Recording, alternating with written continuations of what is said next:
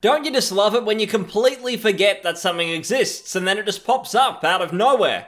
That's how I feel about Ghost Story games. Now that name, it probably means absolutely nothing to most people, so to give you some context, it's the game studio that Ken Levine, the creator of Bioshock and System Shock 2, founded some time ago. Him and his studio have been quiet for about 7 years now, but it looks like we're finally going to learn exactly what it is, and I can only hope it's an immersive sim, so let's jump in and talk about all the info. Hi, Stelden here. Ken Levine is pretty well known for taking forever to make a game. Now, if you don't know who Ken is, if he's just a meaningless name to you, I get it. Some people just play the games, they don't really get too involved in who exactly is behind them. And not every dev is like a Todd Howard, where there's a ton of memes and you just know their face pretty well. Ken, though, is a pretty big deal when it comes to immersive sims. When Bioshock came out in 2007, it was a big deal to a lot of people. It really took off, and I see many people to this day rave about it being one of their favourite series. And he was the creator of most of those titles. Little do some fans know, though, that Ken arguably created an even better game along similar lines 8 years earlier in the form of System Shock 2. Which I personally think is actually far more influential, and it's certainly one of the greatest games of all time. As we know though, Bioshock Infinite released in 2013, and to me it is one of those titles a bit like Fallout 4, where it had a lot of hype at release, a lot of people were really excited, and then it all fizzled out as people realised that most of the elements they enjoyed in previous Ken Levine titles simply just wasn't there. It's hard to say exactly what happened. I mean, Ken seems like a pretty creative guy. I can't imagine that he sat down one day and said, you know what, let's streamline everything, let's make it all into an action game, we'll scrap everything related to the immersive sim, and that'll be that. I hope that was not the case, but I really get the feeling that the publisher may have done some meddling to make the game nice and commercial, given it was taking so long to make, but I mean, who knows? History lesson over though, because this all brings us to Ken Levine's new studio, Ghost Story Games, in 2020. So we all knew for a long time that Ken was making a brand new game with this studio of his, and he was brainstorming a ton of different ideas. What I've gathered from Bioshock Infinite's development is Ken has a habit of coming up with a ton of possibilities, but struggles to bring them to life in a reasonable length of time. And we do know that Rod Ferguson was brought in to get that game out. Rod is very well known for coming into a studio and being given the directive that he needs to make a circle out of a square. So he'll get out his scissors and he'll cut around that square, cut around whatever he needs to get that circle, meaning he cuts off a lot of ideas along the way. I don't really know what that analogy means, but it sounded good in my head. I'm hopeful though that that's not the case with Ken's new game. 2K, who are the publisher of this and the Bioshock series, they're already working on their own Bioshock 4 apparently, so the pressure of getting the next big game out in an established IP,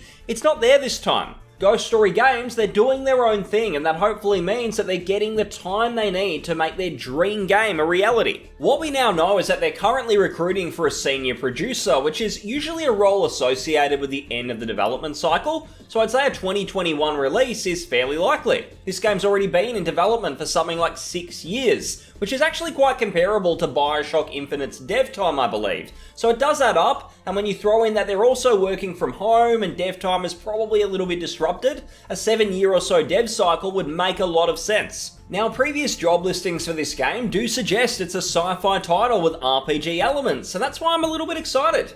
As I mentioned, Infinite was a disappointment to many for gutting a lot of the RPG elements that make immersive sims so enjoyable. So hearing that did give me some confidence that we're not just looking at another action game with a bunch of storytelling, the gameplay should also be an important factor here. Something else that I really like the sound of is that the team is comprised of around 35 people, which I think indicates that no one's expecting this to be the next big mainstream success. It doesn't need to be GTA 5, the sci-fi version in terms of sales. And God, I hope that's not what Cyberpunk is, I'm just gonna throw that in there. But anyway, appealing to a niche audience should hopefully be acceptable this time around.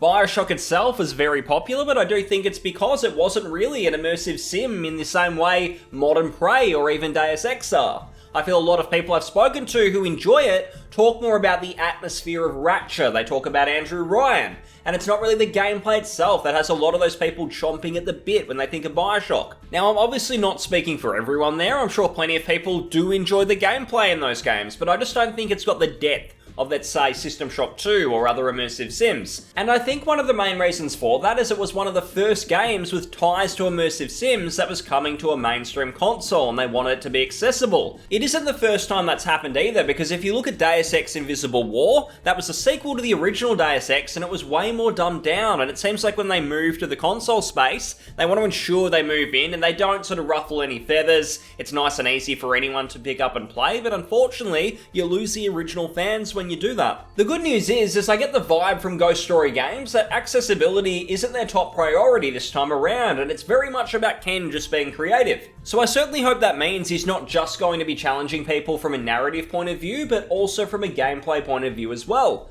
I was really sad when Prey sold poorly, as it was seemingly the end of those types of games. But hearing that this is a sci-fi RPG-esque game, that does give me some hope for something quite similar this time around. What I'm curious about is the scope of the game and how it's going to be presented. Given it's a small team, I wonder if they're going for a game that's more of a 10-15 hour contained title that focuses on a few key strengths rather than trying to do everything at once. One of the problems I find with a lot of big budget games these days is they try and fill every niche all at once so that every possible customer apparently has something to love. Usually what ends up happening though is there's absolutely nothing to love. There's things to be indifferent about, and that's about it. You think of stealth in Assassin's Creed, for example, which is a bit of a joke compared to, say, the Hitman series, so I do hope that the small team at Ghost Story is focusing on great atmosphere, perhaps a handful of diverse builds that change up the gameplay with each playthrough, and has the length of something like a Vampire the Masquerade Bloodlines, which would be perfectly fine.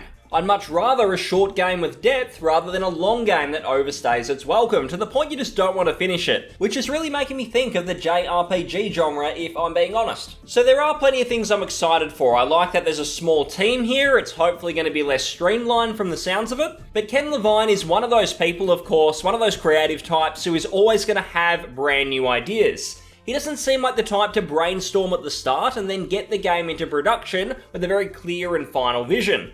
To me, he strikes me as someone who is always coming up with something new. The game could be 3 years in, the devs are hard at work, and then Ken calls a meeting because he woke up on a different side of the bed this morning and it led to him having a creative epiphany about a brand new mechanic in the game. I do think his constant ideas are part of his genius, but they're also one of the reasons publishers probably get frustrated with him because they see a bunch of cool stuff, they greenlight his project, but then Ken is never quite done with it. And to give an example, back in 2017, Ken mentioned that this game was going to be revealed the following year. Now, it was a tweet that was seemingly deleted, but a French website fortunately reported on it and saved all of the info. Obviously, we never heard anything in 2018, and that is where we're at. This is obviously a little bit odd, but it does remind me again of Bioshock Infinite, which apparently had 5 or 6 different iterations before they settled on the final version of the game, which is what we ended up getting. Now, my theory with that game is that they likely had a bunch of immersive sim ideas, but they were constantly getting scrapped, they were getting reworked, and by the time Rod Ferguson, the fixer that I mentioned, came in,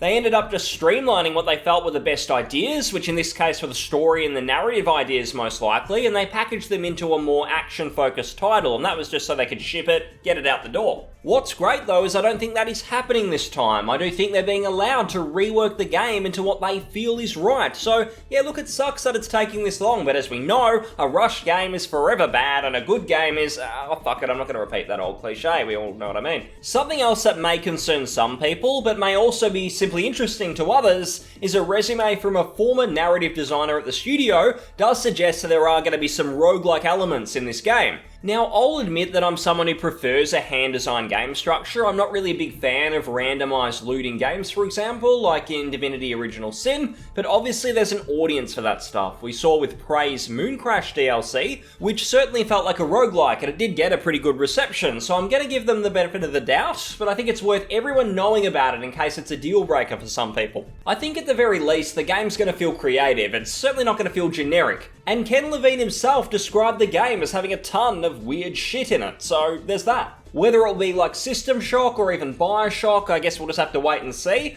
but I think it's quite obvious it's going to be pretty story focused as well as offering a lot of replayability. So I'd imagine the game's going to have a short initial length, but it'll have the opportunity to really change up your gameplay or make various decisions that really shake up the narrative. So I guess the question as well on a lot of people's minds is, has Ken Levine lost his touch? Because System Shock 2, it came out over 20 years ago. Even if you're a big Bioshock fan, that came out, as I mentioned, like 13 years ago. studio, something crazy like that. So if you're keen on his previous games, if they're the main ones you like, it's been a long time since you've seen something that you really enjoy from him. I mean, he's in his mid-50s now. We know that a lot of those old heroes that we might have in game development, as they go on, I don't know if they lose it, but it's kind of like they had all their good ideas up front, and now they're just kind of, wouldn't say phoning it in, but they're not putting out their best work, you could say. I look at The Outer Worlds. It's made by Tim Cain, who's one of my absolute favorites, founded Fallout. He was behind also Vampire the Masquerade Bloodlines. It was his studio. And I didn't enjoy that game quite as much, so I just hope with Ken that he can release something that his fans enjoy, that gamers as a whole kind of enjoy, and it's something with a bit more meat on it than Bioshock Infinite. So we'll see what happens. Hopefully we get an announcement or something soon, and then we can kind of pass judgment on it and see what we're getting. So I hope you enjoyed the video, and if you did, please comment, like, and subscribe. I'll see you on the next one. Thanks very much, and bye-bye.